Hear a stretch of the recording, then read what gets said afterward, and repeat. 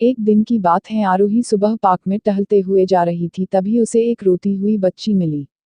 आरोही ने उससे रोने का कारण पूछा तो लड़की ने बताया कि वह जिस गुड़िया से खेल रही थी वह इसी पार्क में कहीं खो गई है। आरोही ने उस बच्ची को उसकी गुड़िया ढूंढ लाने का आश्वासन दिया, जिससे वह बच्ची चुप हो गई। आरोही ने गुड़िया ढूंढने के लिए समय मांगी और फिर दूसरे दिन गुड़िया लाने का वादा करके वहां से चली गई, पर गुड़िया ना तो आरोही को मिली और ना ही उस बच्ची को। आरोही ने गुड़िया की तरफ से एक काल्पनिक पत्र उस बच्ची को लिखी और जब वह बच्ची पार्क में गुड़िया पाने की आशा में आई तो आरोही ने वह पत्र उस बच्ची को पढ़कर सुनाया। पत्र इस प्रकार था, कृपया रोना मत, मैं समय समय पर उस गुड़िया के बारे में तुम्हें लिखती रहूंगी, बस तुम रोना मत। अब आरोही रोज उस खोई हुई गुड़िया की तरफ से काल्पनिक पत्र लिखने लगी और लगभग रोज ही उस बच्ची को पढ़कर सुनाती, जो कि यात्रा का काल्पनिक वर्णन हुआ करता था। आरोही ने इस काल्पनिक लेकिन रोचक वर्णन ने उस बच्ची को रोने नहीं दिया। वह खुशी खुशी अपनी गुड़िया की घुमक्कड़ी के किस्से सुनाने लगी। अब वह खुश रहने लगी। एक दिन जब काफी कहानियां हो गई तो आरोही ने एक दूसरे गुड़िया उस बच्ची को लाकर दी। जाहिर है वह गुड़िया बदली हुई थी। उस बच्ची को अपनी खोई हुई पुरानी गुड़िया जैसे नहीं लगी तो वह आरोही की ओर देखने लगी। आरोही अनजान बनते हुए गुड़िया में चिपकी एक चिट को निकालकर पढ़ने लगी।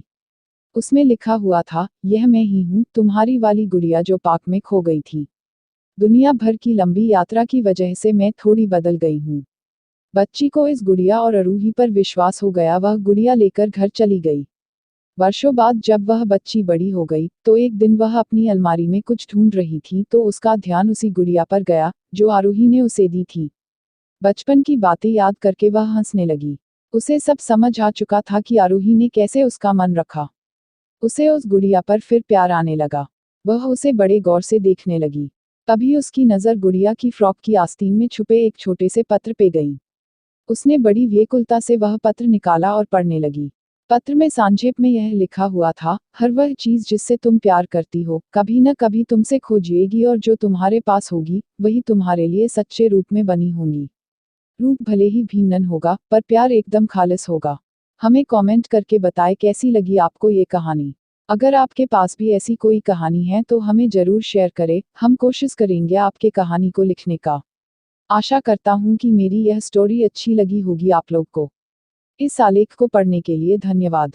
यदि आप लोगों के पास कोई सुझाव है तो कृपया साझा करें और किसी भी प्रश्न को पूछने के लिए स्वतंत्र महसूस करें। एक बार धन्यवाद।